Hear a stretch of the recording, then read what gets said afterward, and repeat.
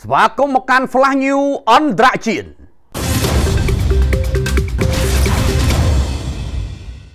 ច្រកសមុទ្រហោម៉ោះអាចក្លាយជាច្រកមរណៈសម្រាប់ពិភពលោកសង្គ្រាមធំអាចនឹងផ្ទុះចេញពីច្រកមួយនេះគណៈមហាអំណាចធំដូចជាបារាំងអាល្លឺម៉ង់ចក្រភពអង់គ្លេសនិងអ៊ីតាលីជាដើមត្រៀមប្រគល់ស្មារតីជាមួយសហរដ្ឋអាមេរិកដើម្បីទម្លាយការបិទគប់ច្រកសមុទ្រដ៏សំខាន់មួយនេះពីសំណាក់អេរ៉ុងដែលឥឡូវកំពុងតែប្រើយុទ្ធសាស្ត្រថ្មីគឺរាយមាននៅក្នុងទឹកដើម្បីបង្កគ្រោះថ្នាក់ដល់នាវាទាំងឡាយណាដែលហ៊ានតែបើកឆ្លងកាត់តាំងពីមុនសង្គ្រាមផ្ទុះឡើងម្លេះទីក្រុងតេអេរ៉ុងបានព្រមានអាមេរិករួចហើយថាបើហ៊ានទៅវាយប្រហារមកលើអេរ៉ុងខ្លួននឹងឲ្យអាមេរិកភ្លុករសជាតិឈឺចាប់វិញរួមទាំងការបិទច្រកសមុទ្រហោម៉ោះដ៏សំខាន់មួយនេះផងដែរក៏ប៉ុន្តែអាមេរិកនៅតែស្ដាប់មិនចូលទីបំផុតអ្វីបានកើតឡើងដោយការព្រមានមែនហើយវាបានធ្វើឲ្យពិភពលោកច្របូកច្របល់ដោយសារតែវិបត្តិធម្មពលទៅទៀតដើម្បីស្រោចស្រង់ស្ថានភាពដ៏លំបាកឡើងវិញឥឡូវសហរដ្ឋអាមេរិករួមជាមួយនឹងសម្ព័ន្ធមិត្តនៅអឺរ៉ុបអាចនឹងមានសម្ព័ន្ធមិត្តនៅអាស៊ីផងដែរនោះ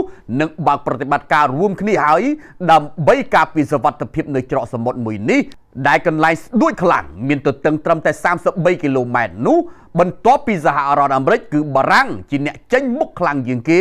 ដោយប្រកាសដាក់នាវាចម្បាំងជាង10គ្រឿងនៅក្នុងនោះរួមទាំងនាវាផ្ទុកយន្តហោះចម្បាំងផងដែរមកកាន់តំបន់ដែលកំពុងតែក្តៅដូចងងើកភ្លើងមួយនេះបារាំងរួមជាមួយនឹងឥណ្ឌា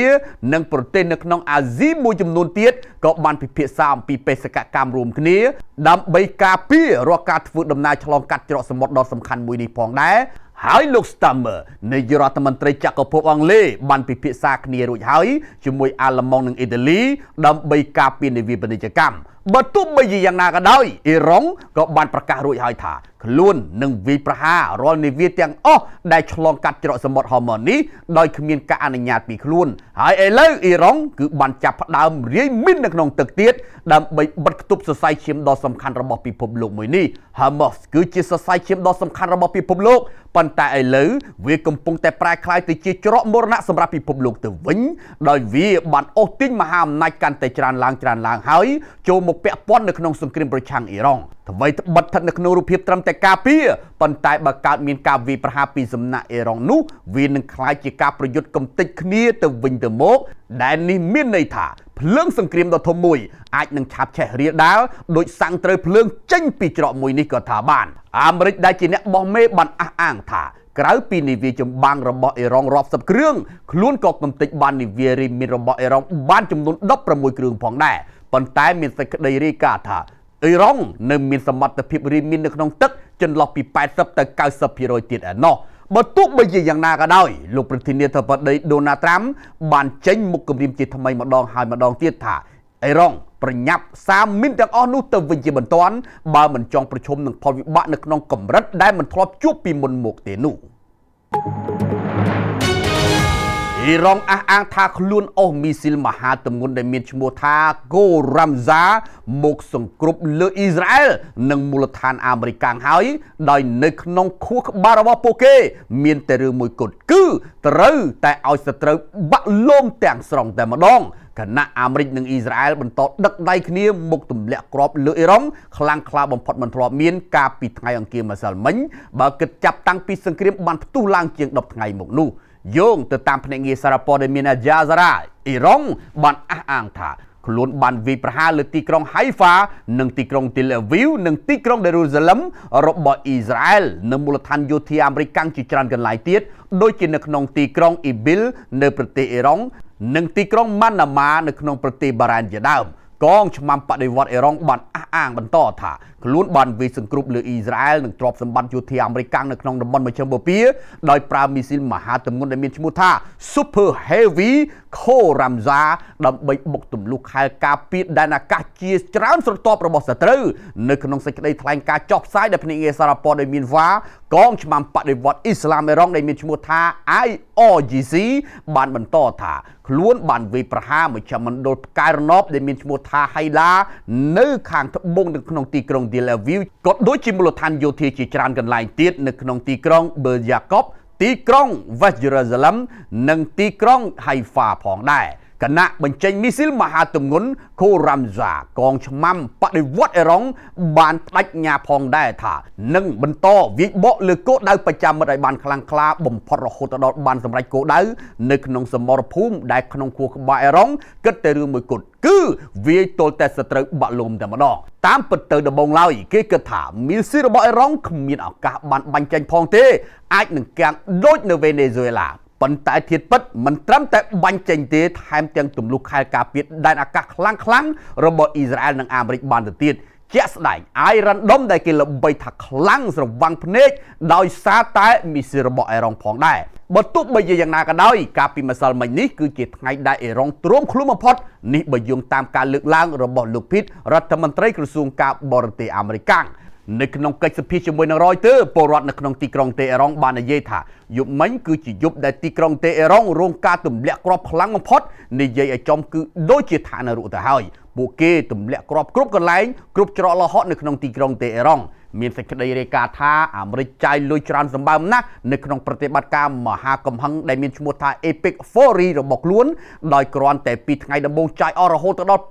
$5,600 លានសហរដ្ឋអាមេរិកហើយឥឡូវជំនួយការសភាមួយចំនួនបានប្រឡូយថាសេតតាវិមានប្រហែលជានឹងស្នើសុំថវិកាប្រមាណជា$50,000 លានបន្ថែមទៀតសម្រាប់ទ្រទ្រង់សង្គ្រាមមួយនេះប៉ុន្តែអ្នកវិភាគបានព្រមានថាអាមេរិកបើហ៊ានតែលេងល្បែងលុកលុយថ្មើរជើងនោះប្រកាសជាផុងខ្លួនខ្លាំងជាងនៅវៀតណាមទៅទៀតព្រោះទឹកដីអេរ៉ុងធំជាងវៀតណាម5 ដងឯណោះ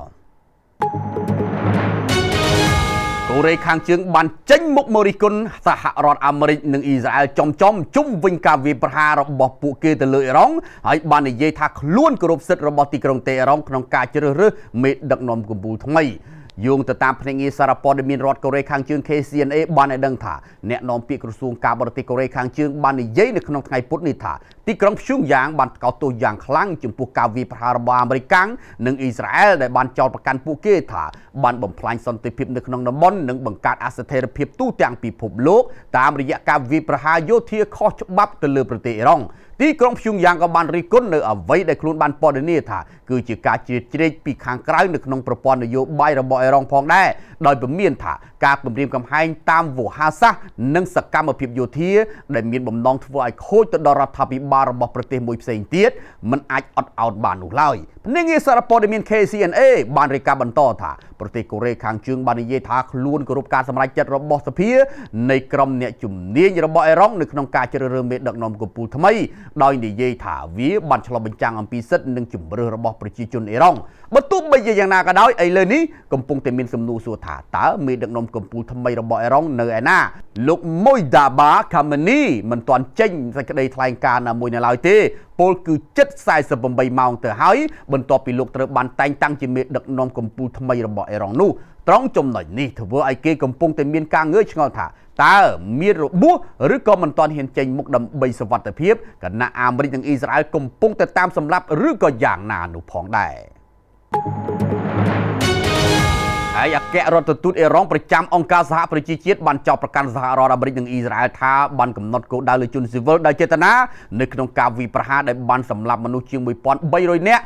ចាប់តាំងពីចំនួនចាប់ផ្ដើមមកដោយផ្ដោតទៅលើគោលដៅទីតាំងស៊ីវិលជិត 10000 កន្លែងថ្លែងទៅកាន់អ្នកសារព័ត៌មាននៅក្នុងស្ថាប័នអង្គការសហប្រជាជាតិលោក Amir Zaid Aravani បាននិយាយថាតំបន់លំនៅឋានដែលមានប្រជាជននិងហេដ្ឋារចនាសម្ព័ន្ធស៊ីវិលដ៏សំខាន់ត្រូវបានកំណត់គោលដៅនៅក្នុងការវាយប្រហារដែលលោកបានព័ត៌នាថាគឺជាឧក្រិដ្ឋកម្មដ៏គួរឲ្យរន្ធត់នេះបើយោងតាមការចេញផ្សាយដោយ CNNឯអគ្គរដ្ឋទូតអេរ៉ុងរូបនេះបានបន្តថាទីតាំងជនស៊ីវិលចំនួន1669 កន្លែងត្រូវបានបំផ្លាញរួមទាំងផ្ទះលំនៅឋានជិត